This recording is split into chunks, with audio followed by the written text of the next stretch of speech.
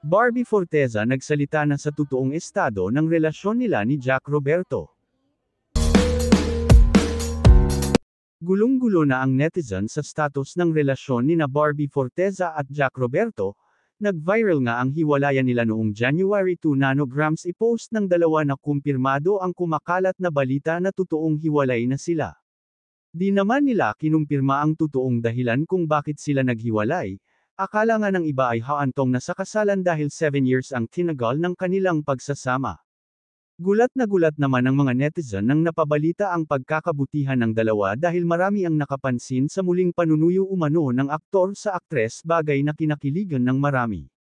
Viral naman ang video kung saan makikitang kinaweyan ni Jack at sinabihan ng "Hay mahal" ang billboard ni Barbie Forteza. Hindi naman napigilan hindi kiligin ang mga netizen lalo na ang mga solid supporter ng Jack B.